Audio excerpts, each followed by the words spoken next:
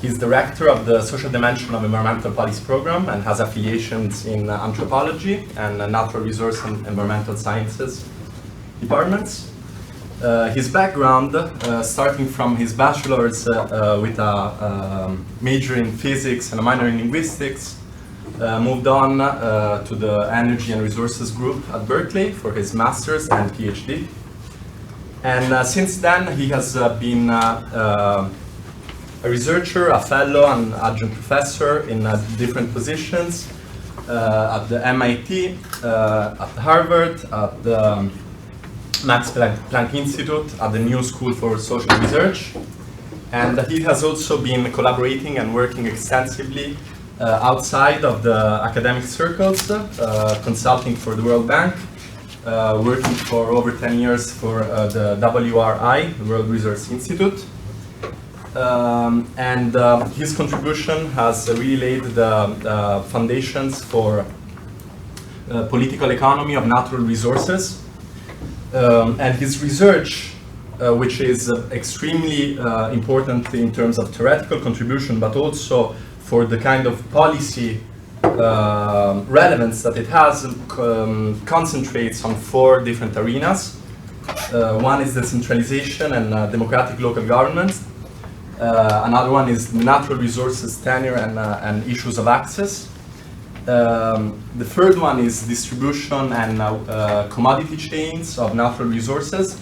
And last, household vulnerability.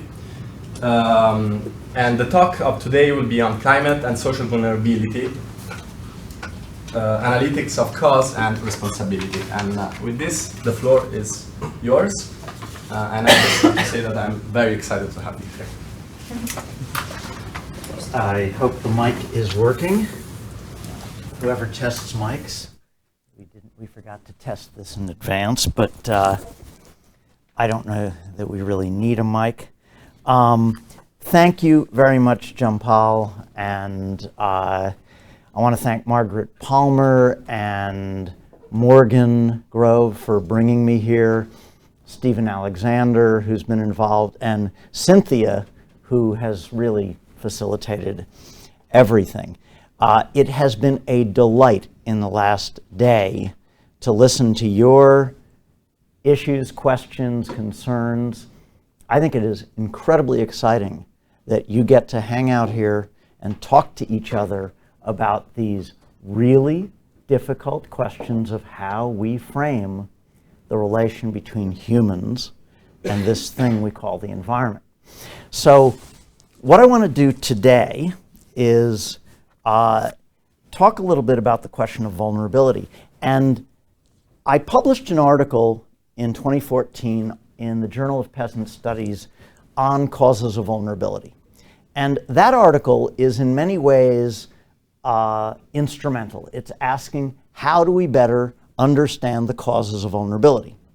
A kind of instrumental sociology of cause.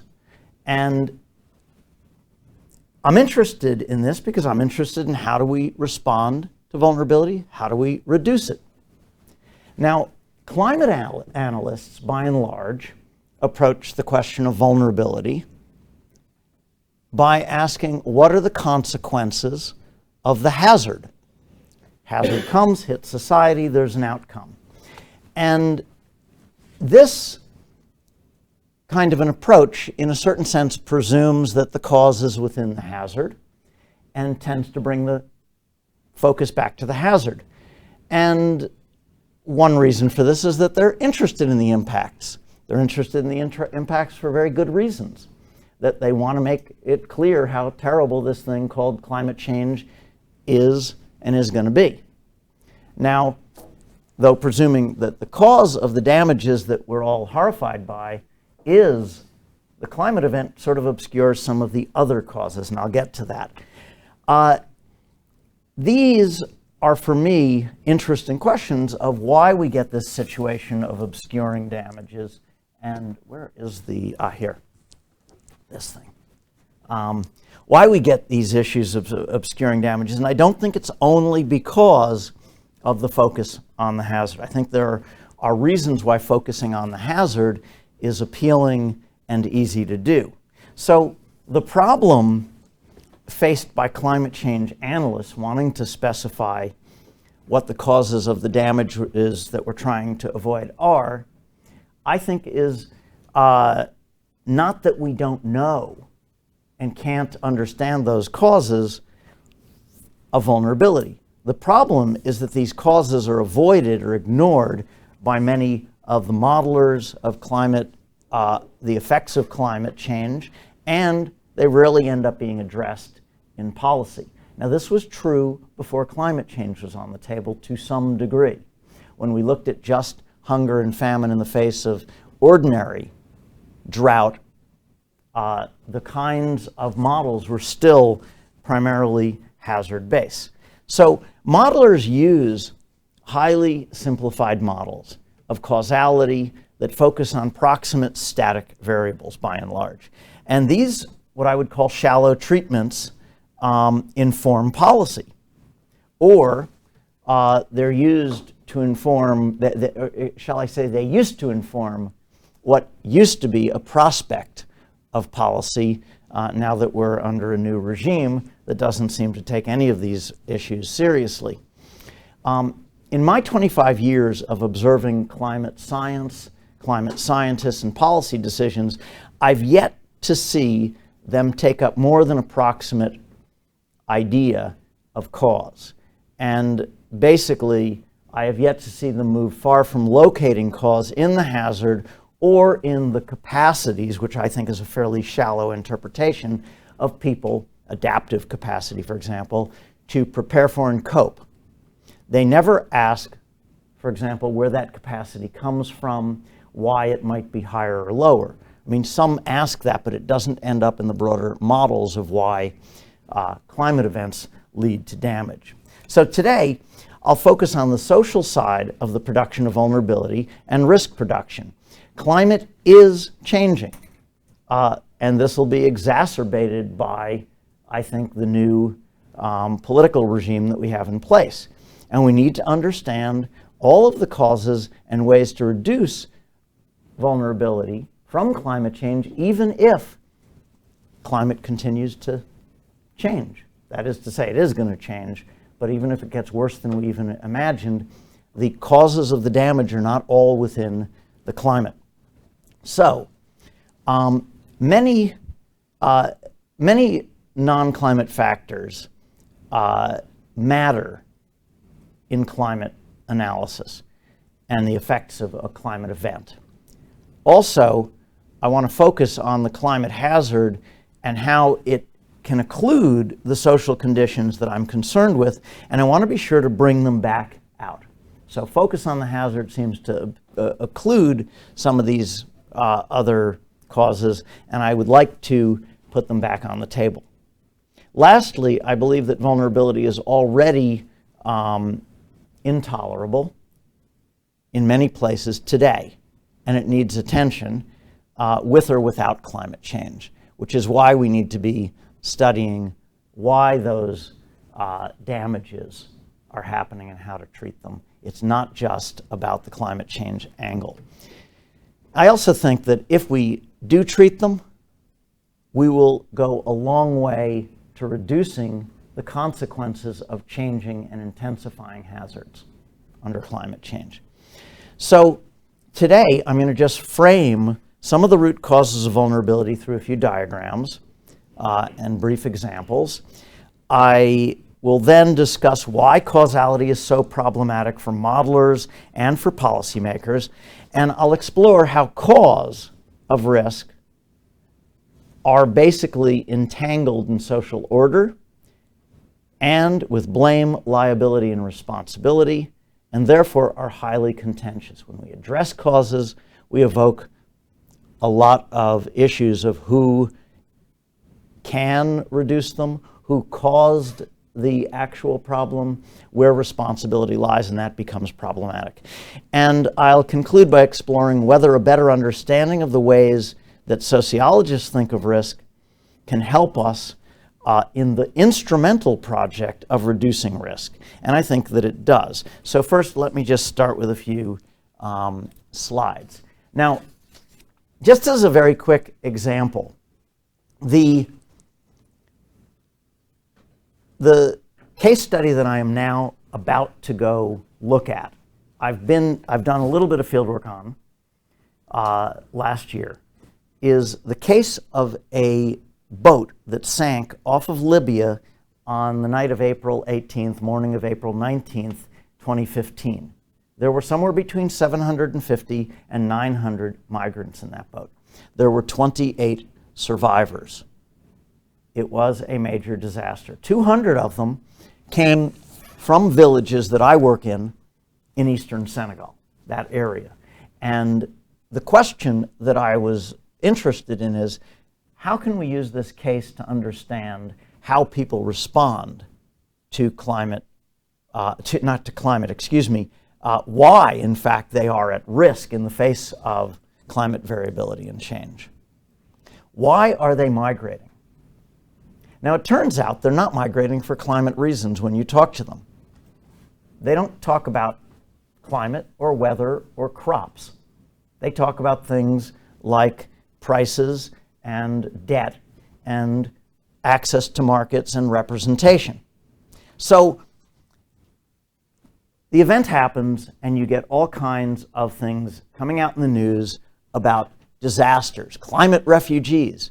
First off, a refugee is somebody who is running from a government, not from an event of this sort. By definition, it's wrong to call them refugees. They're migrants. Climate. Is it caused by climate? Is it really a Dust Bowl type of issue that is prompting this new Sahelian West African migration? I don't think so. And in fact, if you look at the Dust Bowl, did climate have a role? What role in making people migrate? William Cronin has written about this, and you can read his article called On Telling Stories. There are very different narratives that can be drawn up around this. But read The Grapes of Wrath.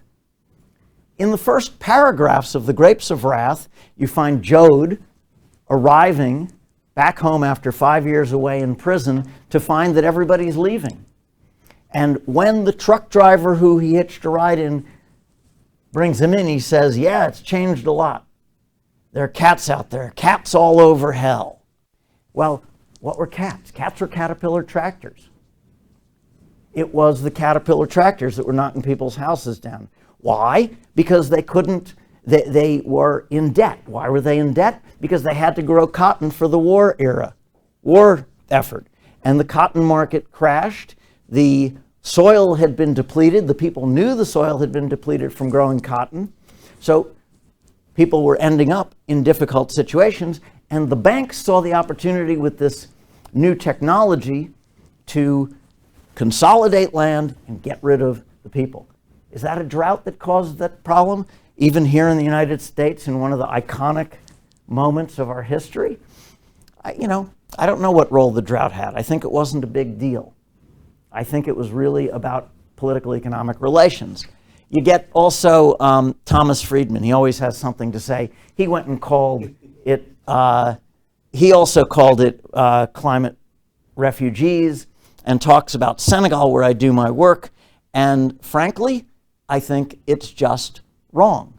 So I'm not going to get into that case. That's a case, I've done some interviews of the parents of the young men who drown and of their friends, and I'm trying to understand, even in the face of knowing the dangers, why did these people go in the first place, and why are people still going knowing how many people have died? And it's not just the people who died on that one boat. When I was brought to people's families who had lost somebody migrating to Europe, and they were going to tell me the story of somebody who drowned on that boat, they would tell me the story, and it would lead to another boat that sank and that they lost their son on.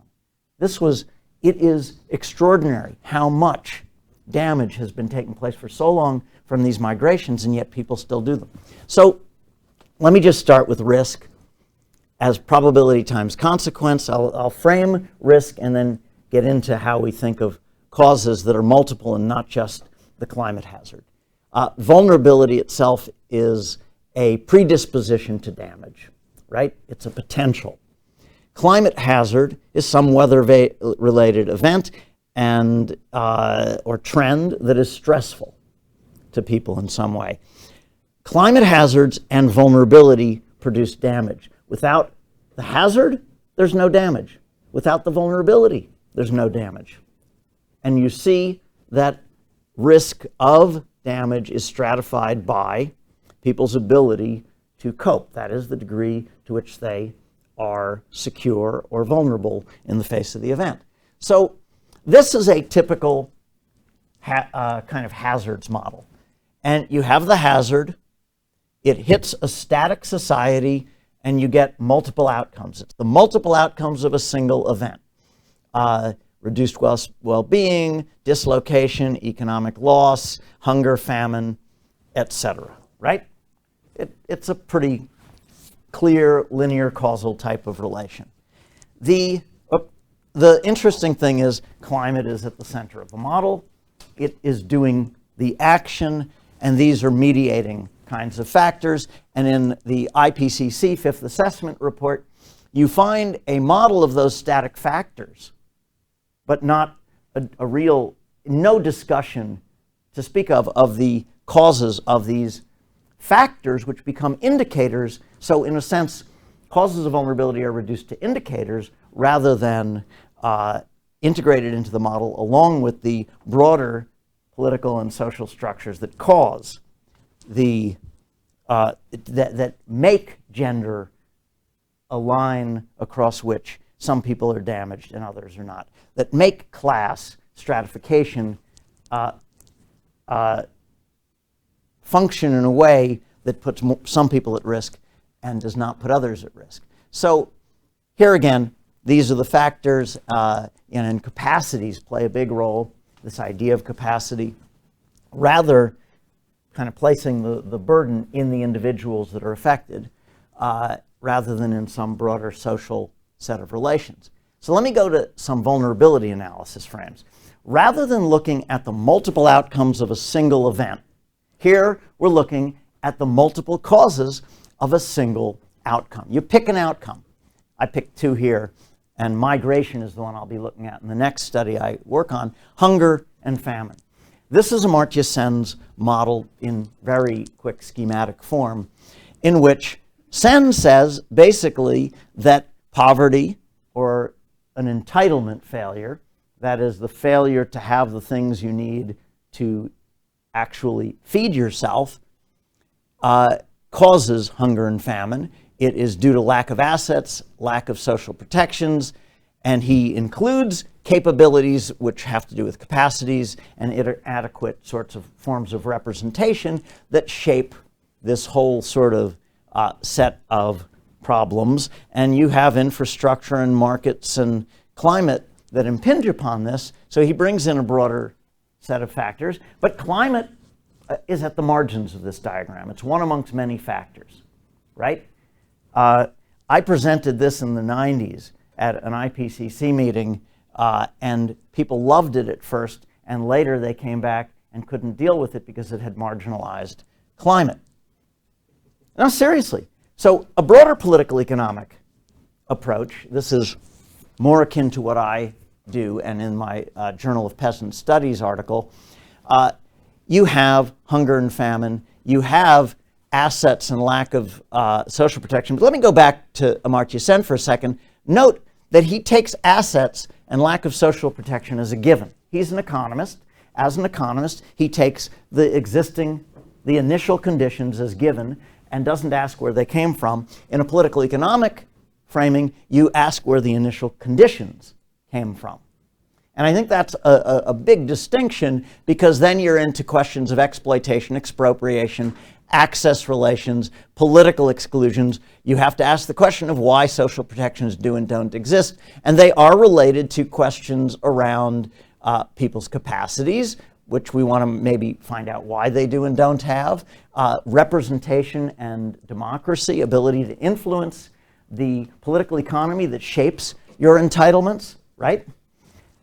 So you're broadening the whole range. Climate is one amongst many variables in this diagram. So with that, that's a kind of schematic overview. Normally, I would use a detailed case study but I am going to instead just go straight into the discussion of why these kinds of causes, multiple causes and what we might call root causes or structural causes, and there are various kinds. There are proximate causes, and they are often more important than structural causes. But we do need to specify the full range. Why is it that we focus on some and not others?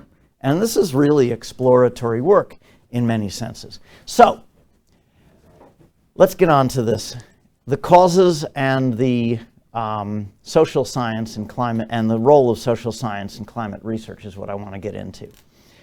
Clearly, the suffering and crisis that climate modelers usually attribute to rainfall and drought cannot be explained outside of some social and political economic relations.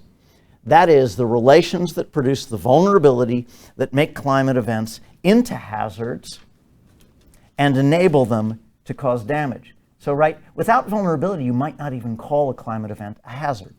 It's a nuisance, perhaps. Most serious social scientists do know this. But why can't this kind of explanation enter into our understanding of the causes of vulnerability that climate impact modelers and the climate change community are ostensibly so worried about? Why, for example, in the IPCC, does it get reduced to who is vulnerable rather than why they're vulnerable, and a focus on what damages happen rather than the causes of those damages? And this resistance, I think, to broader social sciences use is widespread. Social sciences are often written off in modeling exercises, at least those branches of social science that do not serve the project of honing risk calculations or communicating them to the public. So climate modelers are very interested in why the public isn't as scared as them. So we have to communicate better. Or how to hone their models to have the variables that they've chosen measured more accurately. That's good. And that's part of this picture. It's not that this is replacing that picture. I think it needs to be complemented by a broader sense of causality. So the rift between social scientists and most climate change analysts is in part one of purpose.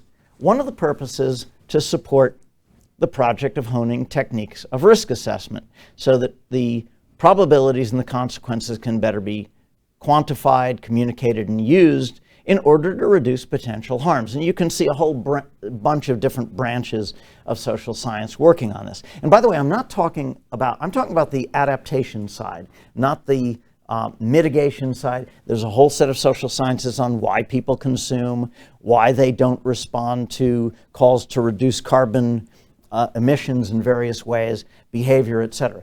And those are also interesting, and they have their own focus.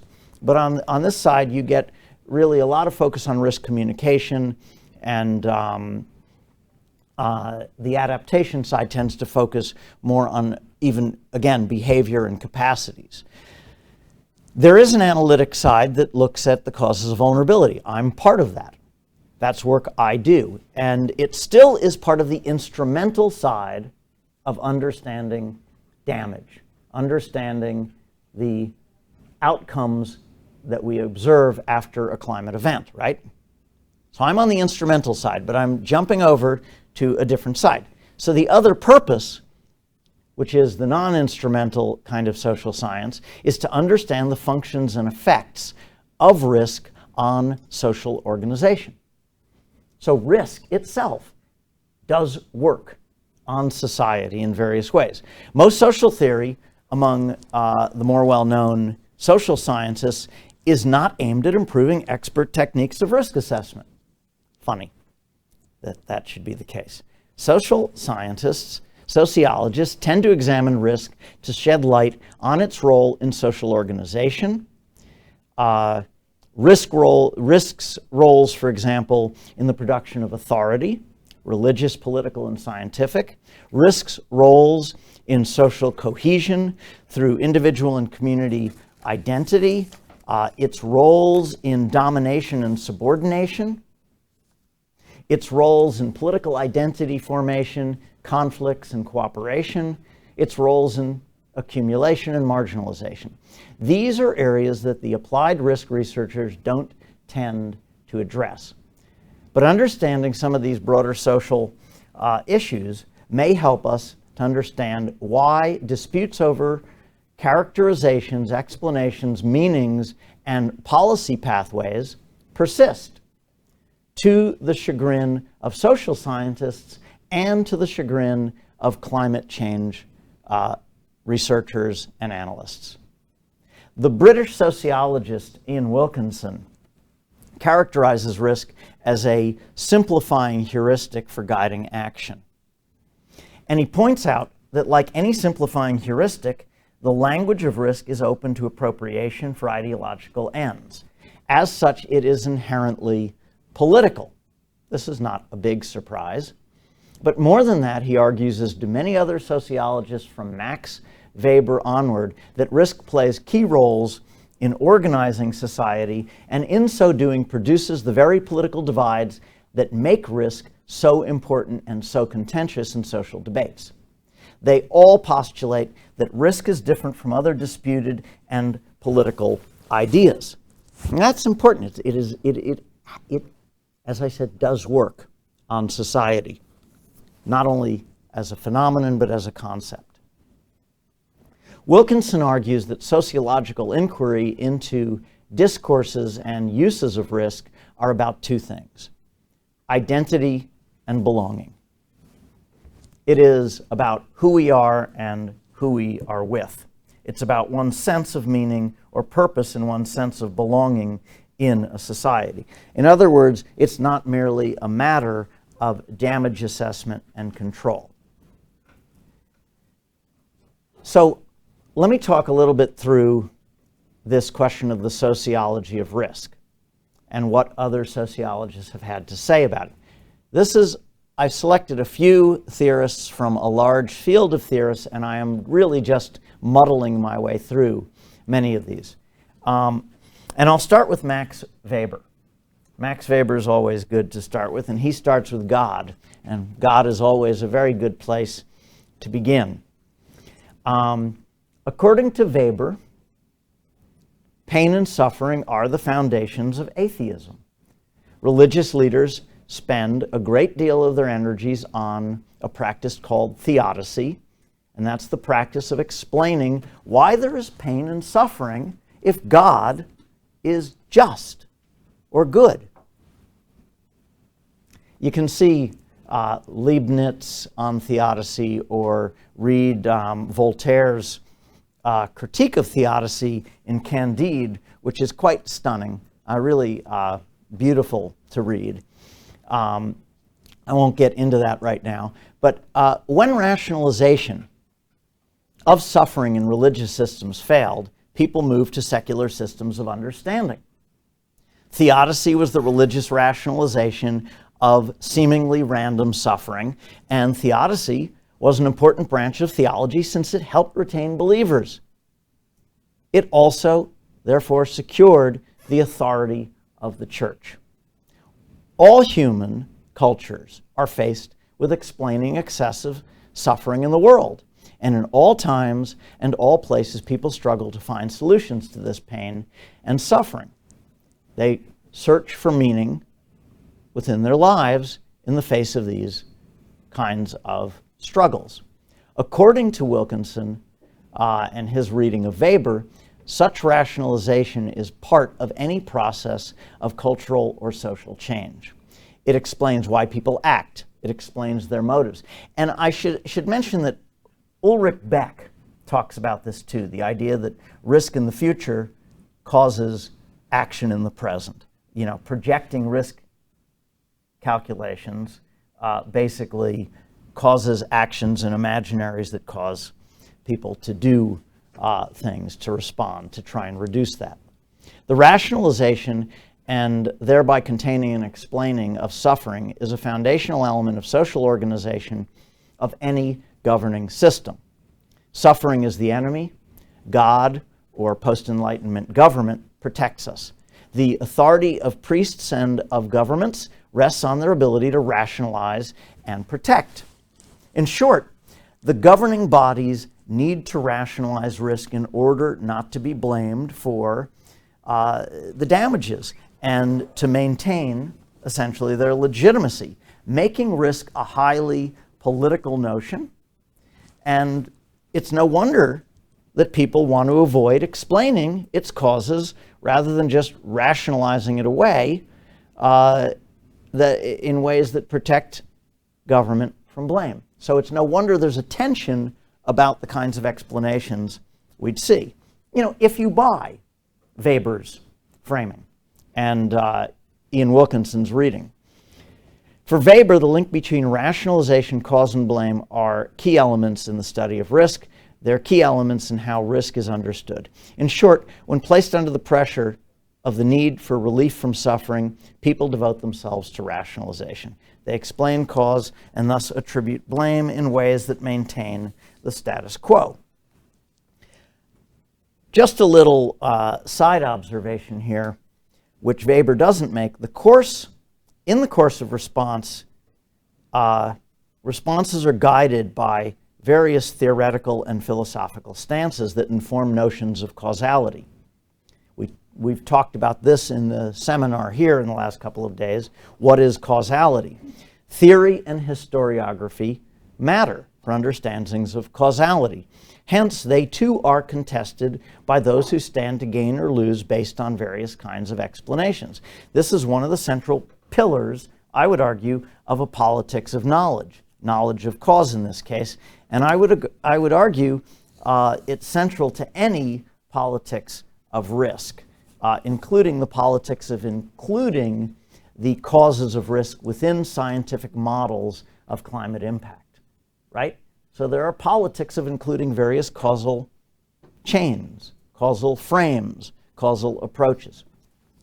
So in sum of Weber argues that theodicy pre-Enlightenment and rationalizing of risk post are foundational to social change.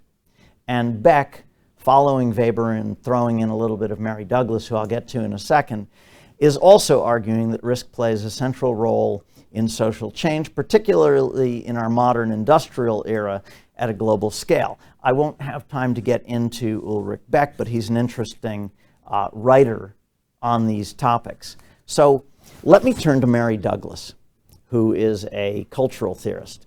Mary Douglas, anthropology. For Mary Douglas, the reality of risk that people fear is not the issue. Reality does not matter. And we can get into a discussion at some time of what constructivism is and social constructionism, but that's not what this is about. She explores only the social functions of risk. She argues that when social bonds, I might need a cup of water if somebody happens to have some water around. She argues that when social bonds that hold people together are weak, people commonly become obsessed with disaster. Perhaps weak bonds are a condition of our own modernity. She argues that this focus on disaster has a positive function for society. By finding a common threat, communities come together and organize around common social objectives. They protect their group from harm. Simultaneously, as part of group survival comes the search for explanation and blame, which helps further consolidate the group by defining insiders and outsiders. It identifies those who belong and creates boundaries that define the community. It also defines the other. Thank you.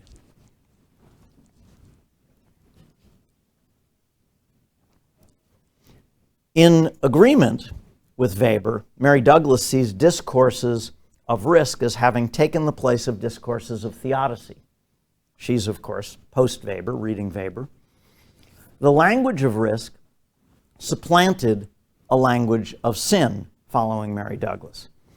both being languages of blame, where people used to talk of being sinned against to explain things, they now speak of being at risk, a more scientific kind of framing.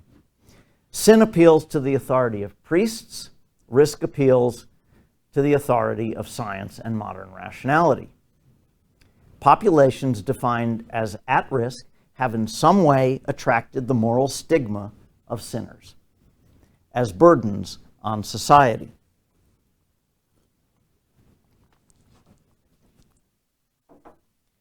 Douglas would argue that in secular consciousness, nature has replaced God.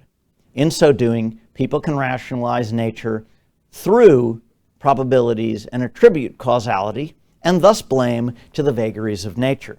But this brings us to an interesting question for the present. What happens in the current era of anthropogenic nature, when nature is caused by human action, for those willing to acknowledge this, and no longer a mysterious, random, blame-free force, right? Agency travels through nature in that sense. What happens when storms, floods, and droughts are blamed on industry and SUV drivers in the north? Then a new structuring of insiders and outsiders forms, and responsibility and blame are rearranged on a global scale. A new causality behind nature itself suddenly erases nature as a sink for blame. When nature can no longer replace God, there is no longer room for non-human explanation of the experience of suffering. Right? Society is turned back on itself. God and nature are dead. God dies with the Enlightenment for those who care to be enlightened. Nature dies with the Anthropocene, at least for those who can cope with social explanation. With this death of nature, the above social theories would imply that we're entering a transformative moment of social reorganization. The first scary question in my mind is, who are the new priests? Political scientists? Oy vey, I hope not. God forbid. Perhaps it would be social scientists, but somehow I can't imagine that that would be the case. But in any case, Mary Douglas, I think her framing helps us understand some of these broader relations involved. Mary Douglas also talks of the public assessment of risk as being embedded more in, and this comes back to the authority question, more in the trust of sources of information than in what is or is not truth, making it inherently political again. Here, trust, authority, and credibility become another foundation of the contentious politics of risk. I can't develop this line either, but it implies that with a proliferation of authorities related to God, nature, and society, since none really die, and I'll get back to that, problems of trust will deepen with the associated fragmentations within our understanding of the nature of being. Douglas casts the politics of knowledge as one of trust. I would cast it as also one of interest. Of course, the two are intertwined. We trust those whose positions resonate with our interests. This explains partly for me why God keeps rearing up and why nature seems to be such a comforting sink for blame. Both protect the trustworthiness of existing state and scientific authorities, since nobody can trust or mistrust a transcendental God or an authorless nature. This is precisely why they're preferred over social explanations, which usually point blame at and undermine these very same authorities, right? So it's all intertwined and caught up with how we frame and understand causality in different ways. So I'm going to turn to the last theorist. Well, there are two that I bundled together. Foucault and Rose. But in a Foucauldian framework, risk is a turning point in the history of government. Risk analysis and communication produce categories of at-risk people. These categories make them aware of themselves as being exposed in the face of things like storms or disease. It causes a shift from a collective sense of hazard that might be responded to collectively to a category of specific people and groups at risk who are responsible for their own safety. They are being conducted by discourses to view their own behavior as the causes of their own suffering, and therefore to take responsibility of their own for the condition that they are in.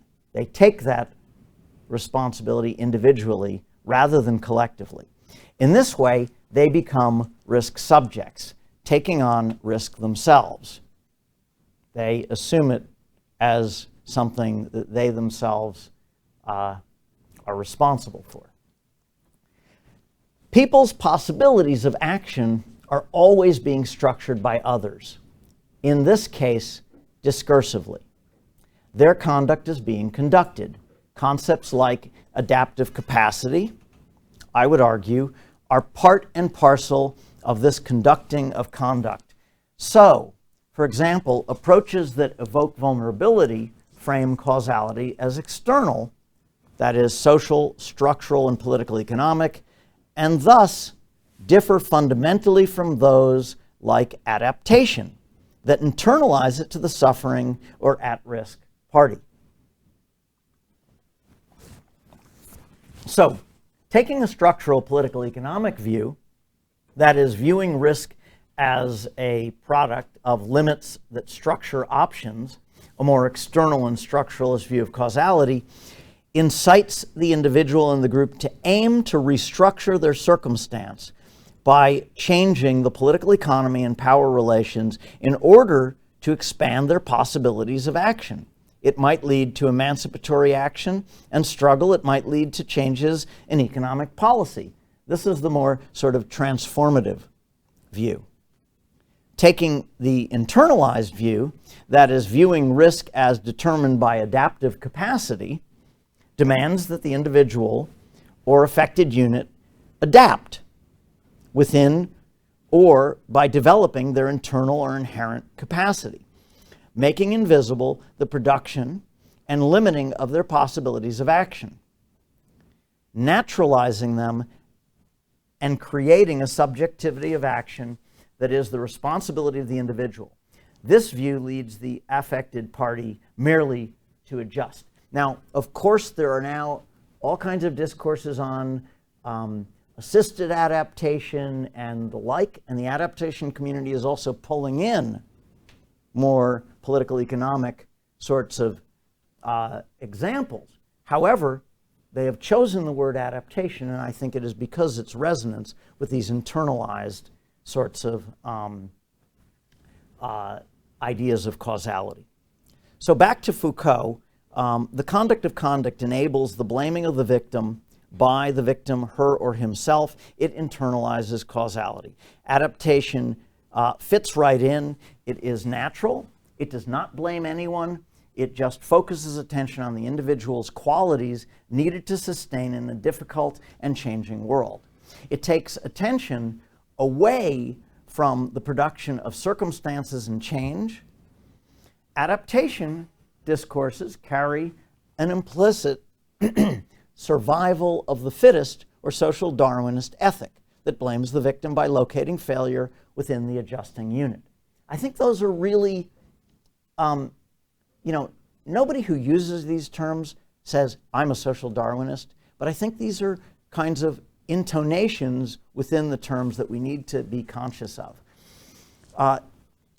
It's a seemingly strange but perfectly understandable stance when a stressor is clearly not produced by the victim, it is anthropogenic. Adaptation deflects blame, even when strands of cause and the locus of blame are obviously and even squarely located in a hazard.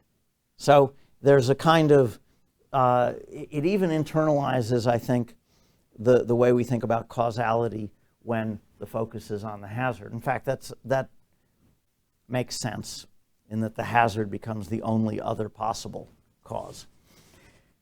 For the Foucauldian scholar Nicholas Rose, the primary purpose of risk assessment and communication in policy and practice is to transfer responsibility for precaution and prevention from state to the individual. He's working more on healthcare issues. The more the locus of risk and at-risk groups can be identified, the more the moral stigma of being at risk makes them responsible for their own circumstances. As people understanding themselves as at risk, the more the need for individual action becomes necessary. As Rose argues, people take on responsibility for being, for themselves by choosing insurance, taking responsibility for the category they've been placed in. They become insurance subjects. Their subjectivities shift from a sense of collective to individual problems and responsibilities. Risk assessment discourses thus become a form of risk transfer from the state or society, collective healthcare, for example, to the individual. Rose saw this as part of the death of the social, another death, wherein the concept of risk creates an internalized micro-explanation for the circumstances of the individual. In so doing, social change becomes divorced from debates over political economy and is addressed as mere matter of personal education and moral reform of the individual, right? So social and political economic causes occluded. Political economy is occluded, broad social explanations vanish, the social is dead. I hope this isn't too much death. I should have perhaps put death in the name of the talk, but that would may have scared people off. I'll come back to death in a little while as well. In conclusion, in fact, that's where I'll come back to death. Having killed off God, nature, and the social, where do we stand? We stand in the Anthropocene, a time of mistrust and fragmentation of authority, a time of diffusion of blame, and a time of the occlusion of causality in the service of non-responsibility. Now, the term Anthropocene is very problematic, and I could spend a lot of time on pulling it apart. It implies some notion that we had some time when the earth was pure and now it isn't pure, it's anthropogenic, etc. It's kind of like, for me, a Judeo-Christian the attempts to find the beginning of the Anthropocene, to find the Garden of Eden, right? It really does reek of that sort of fall from nature. Nonetheless, I think we're in a new era, and we need to acknowledge it, and okay, that's a good enough term, although I might use the word Socio-scene, the scene I want to be on.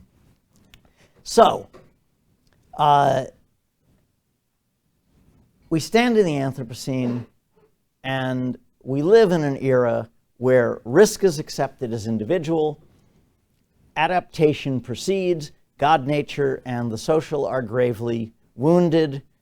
Indeed, I don't believe that any of them are really dead. It depends on who you ask. It's a matter of positionality. I do, however, believe that risk plays an important role in how we all view options and responsibilities and our identities and belongings. So if we are to understand why natural and social science notions of risk are disputed, believed, or denied, we need to better understand the role of risk in shaping society. If we're able to understand the causes of vulnerability, we also must understand how risk itself shapes the ways we generate and avoid risk, right? A recursive relation. We need to view our choice of risk framing as a recursive causal element of risk itself. By understanding why certain causes of vulnerability are inadmissible in science and public debates, we can inform a process of bringing knowledges of causality into public discourse and debates, thus changing, perhaps, vulnerability itself. I do think, as a scholar, and I think many of you do, that knowledge matters. In an emancipated polity, the discursive conduct of conduct will be challenged and the social revived from the dead. God and nature can be kept at bay in a democratic polity, since science would be continuously pressured to reflect experience. No chance of that in the US in the coming several years, but it's an important thing to aim for. This may not seem realistic, but we need to imagine a future we can work toward. For me, the challenge to the social sciences is to bring into our analysis the causes of vulnerability, the missing reflexive relations of emancipation. If it is in our analytics, it has more of a chance of emerging in practice, right? That's the loop of democracy and representation, the ability to shape the political economy that shapes our entitlements, that is, our assets and social protections. In the end, the relation between outcomes, cause, judgment, and responsibility, following Charles Tilly's hierarchy of things, need to be integrated into the causal chains of vulnerability. These cannot be separated from relations of representation of knowledge and representation of citizens. So, based on my recent work on the migrants in Tambacounda, the people who drowned in that boat, based on many years of work in rural representation, there are two key emancipatory recursive reflexive loops that I think need attention. One is the democratization of science itself, the bringing of multiple knowledges of cause into vulnerability theory and climate modeling, of course, in coherent ways. The democratization of practice is the second recursive relation, the enabling of people to shape the political economy that shapes their entitlements. More of a view that there are other knowledges out there that need to be taken into account if science and action together are to be, in some way, democratic and emancipatory. These are neglected elements of climate-related and more general security. So we need to develop an emancipatory sociology of risk. What is the relation between vulnerability and representation? It is in the world of interpretation and morality. Now the world that gets us from outcomes to blame, the world that gets us from desire and possibility to action. Evaluation of risk always requires interpretation of what is potentially lost and for whom. Then the judgment of the value of that loss, a judgment that cannot be made from outside of the position of the individual judging. It requires interpretation. But when, or the individual affected really, but when risk goes beyond the individual, affecting society at large, whether through the costs of a cancer patient on society or through the damages of a storm to infrastructure or to the whole communities, the question of representation and judgment have to come together in some way. It is not a world for just experts, because the value that we put on the damages we're trying to avoid has to be brought into the equation of how we consider the very political economy that shapes the risks we all face. To me, one cannot evaluate the meaning of risk without some interpretive moral framing. This means that science of risk and politics of risk both must be emancipated so that those moral framings reflect broader popular needs and aspirations. Thank you.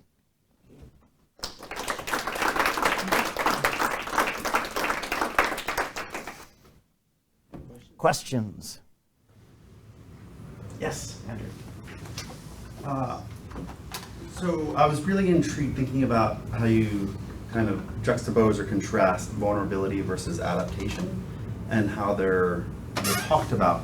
And I'm wondering,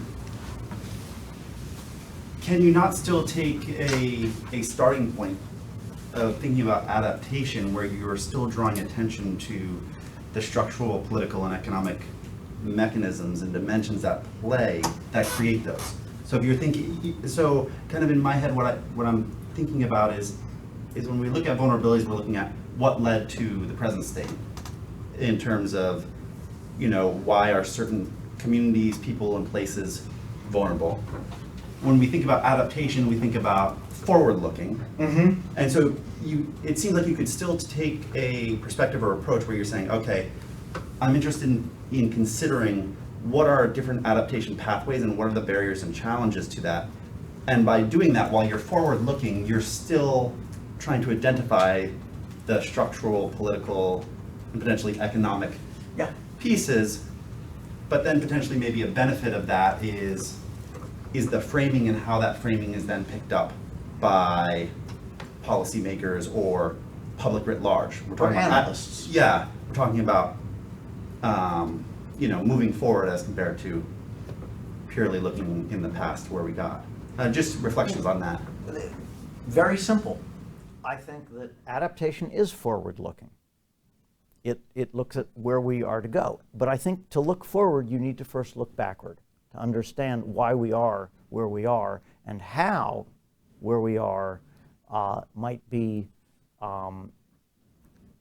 determined or structured or influenced by various scales of social and political institutions. So I think, and many people are talking about this and asking about it, it's not exclusive. I mean, there's a whole institutional economics groups, there are other people looking at institutions that are working on adaptation. But I think the question is, how do we integrate into that adaptation activity and plotting of that path forward as much of that historic understanding of why we arrived at the brink of disaster in the first place. And I hope that within that we can find various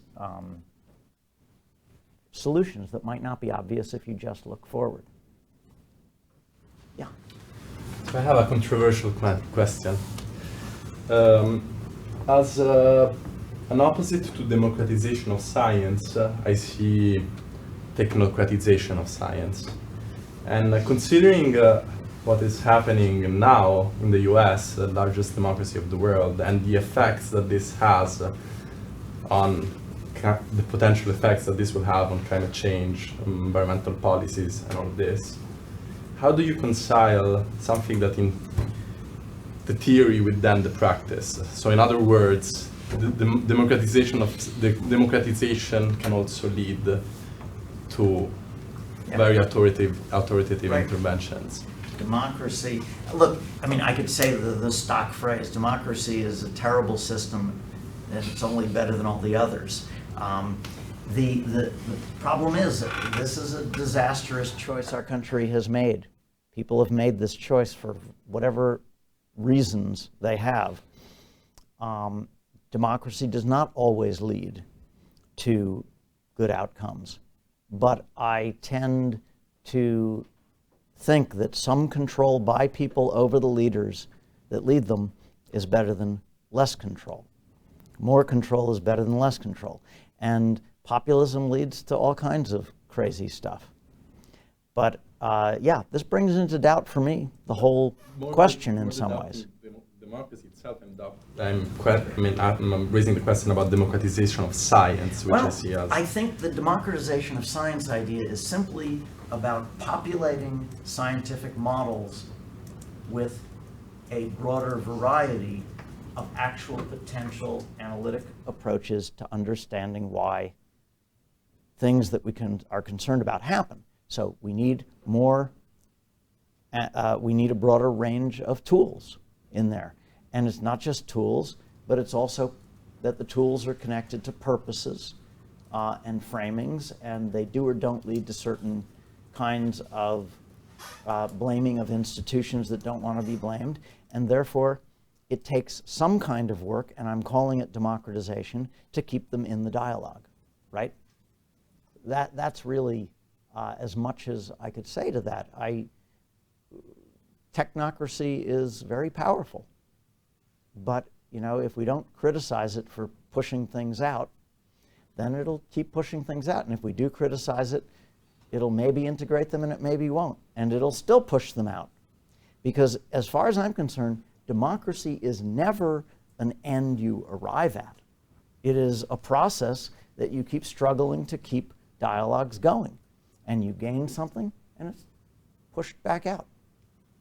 So I don't see it as something to achieve, but I see it as the more people we train who understand these ideas and are present in the forums in which decisions are made, the broader the dialogue will be. Yeah. So God is dead, nature is dead, society may be dead as well.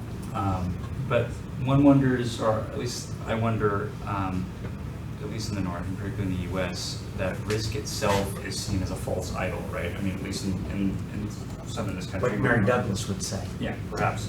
That the very science of risk, or the notion that, particularly in the case of climate change, that I am as an individual or society is at risk is in itself a complete false idol. So I wonder how maybe that fits in a little bit with this notion that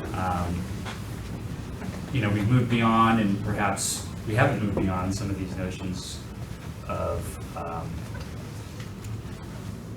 both science and policy in these particular categories, but maybe we haven't really moved on at all. Maybe none of these things are really dead. Perhaps God isn't dead in this particular case. If it's reified or perceived as being something that is totally resistant to any of these other notions of science that we in this room hold to be valuable. And I don't know if that has an analogy in the developing world as well. I don't think it does, in terms of being suspicious of scientific inquiry and the way it's been practiced to this point, and perhaps it does, but I'm just wondering perhaps what your reflection on that might be.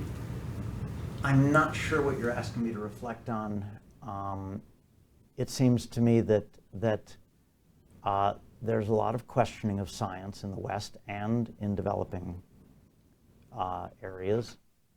That risk, depends on, and how you place it does depend on the kind of social authorities you appeal to, whether it's God or nature or government, right?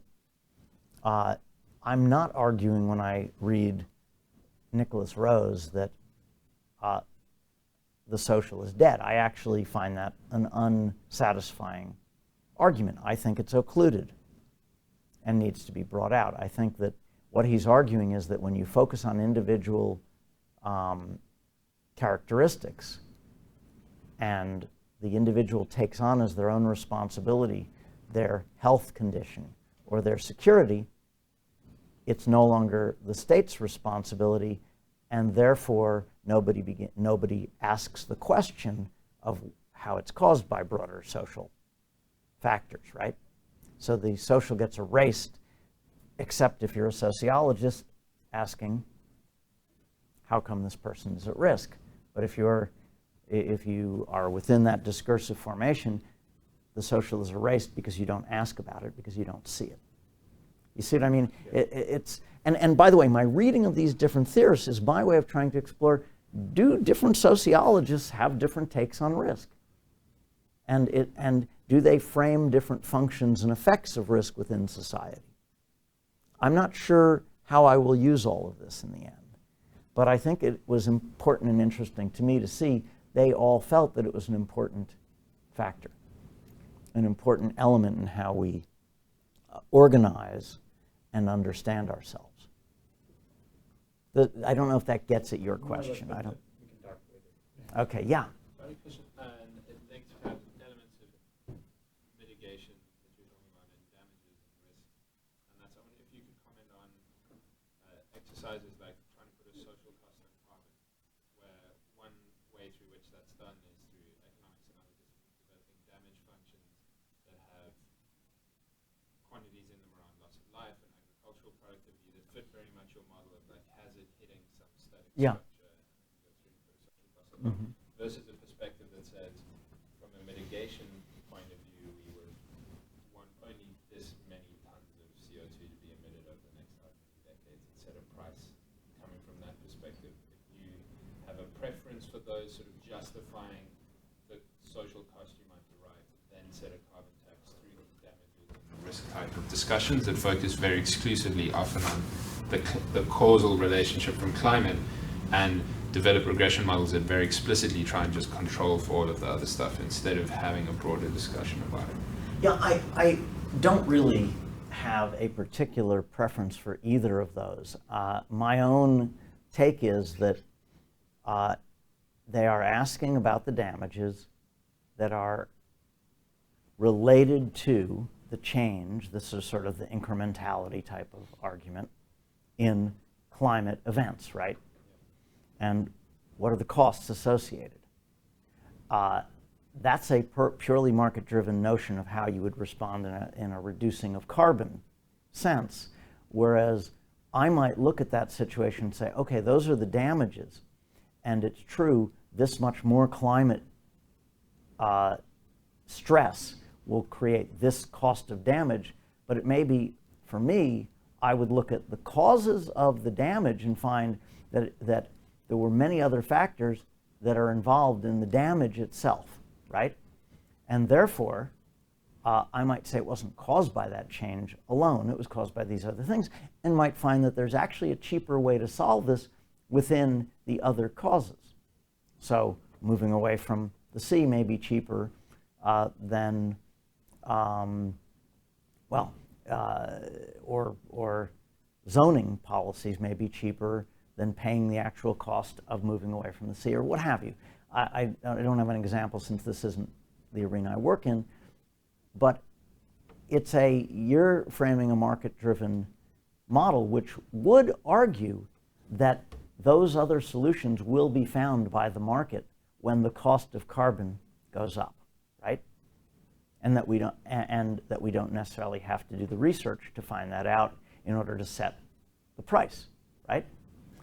But we do need to do the research anyway and understand the broader causal effects to know what the various possible solutions might be and at what scale they're located. You see what I mean? Yep. Other thoughts, questions, consternations? So I've been thinking about this, the risk part, and of your line of argument, and it caused me to kind of be wondering about different agents of risk, in a sense. And what I mean by this is people whose job is to think about risk, to think about vulnerabilities, climate change, and for instance, the rhetoric of cities and how they try to address risk is very different than the federal government. But then within the federal government, the group who's most concerned about and thinking systematically about risk is the Department of Defense. Ironically. In the government. In the federal government. Who I think is thinking of any federal agency who has brought the most science to bear about climate change is the Department of Defense. Mm-hmm. And then you think about insurance companies who are really thinking about risk. Yes. And so it suggests there's some unexpected, or, well, once you start thinking about it, you go, actually, those people, it really makes sense that they were thinking about risk, right? But they're not necessarily who the usual suspects of doing science in IPCC, who they would have encountered. So I'm just thinking about this issue of this idea that they're agents of risk. They're not trying to promote it, they're trying to minimize it. And We're trying to understand its implications. understand it and trying to minimize risk, and they're taking a long-term view, right? And yet those are not necessarily the groups that are most in charge of adaptation. I'm sorry, mitigation. Yeah. So it seems like the mitigators are least worried, and the adapters are most worried, and that but yet we need the mitigators to be paying attention. Yeah. Right? Yeah, and so this is ill-formed, but I mean, I was just kind of puzzling on that as you were trying to more enfranchise this idea of risk as a thing that is helping to motivate social behavior.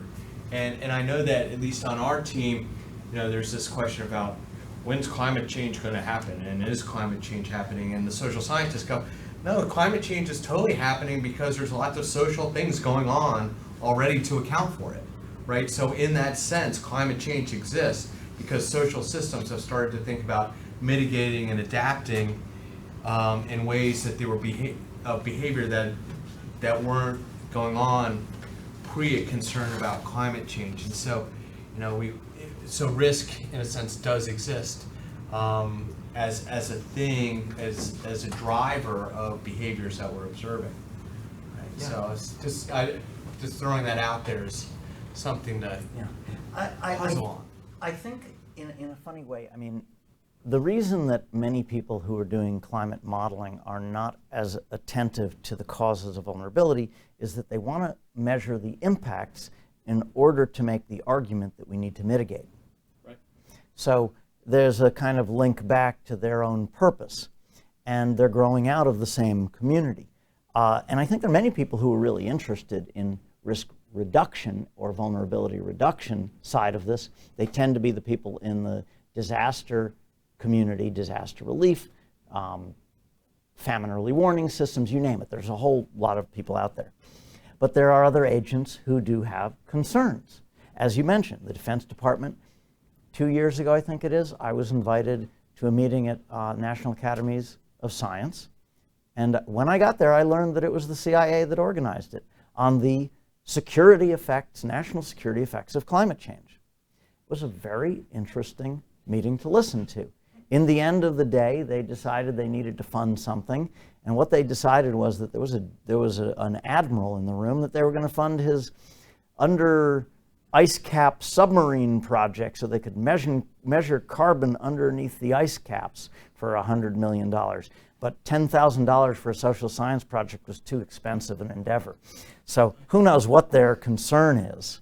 It's kind of complicated. They see it as perhaps a real concern, a discourse on which they can leverage funds as well. Who knows? These things take on a life of their own.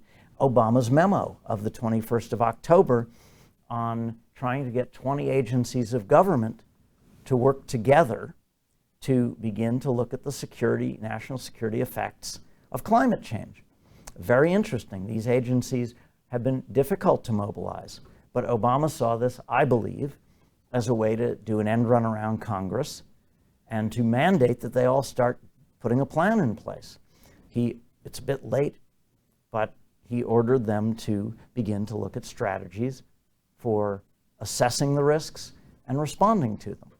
And in that memo, he didn't write it, but in that memo, every single occurrence of the word damage or disaster had the words climate related damage, climate related disaster, because whoever wrote that memo understood that climate was not the only effect, and the way to get these agencies to begin working together would be to get them to understand that their domains of intervention have some leverage in this bigger problem. So I thought that was brilliant. So yeah, there are different agents out there, insurance companies as well. They commodify risk. They make it into a tradable product. They love it at times. And for them, even moral hazard may not be a problem if they can profit on it. Therefore, we need people who look at questions of moral hazard and balance this and bring it in and rein in some of these profiteering approaches to risk. So, I mean, these are all issues. And of course, the insurance companies are a wonderful place to look, okay, for better understanding of risk and its causes and how they frame it, because they have deep motivation to understand as much as is possible and to be able to predict, at least, damage. Yeah. We are at the end of our session, so unless there is a last quick question, I would like to thank you very much on behalf of CIS Inc. And yeah, join me. Thank you very much.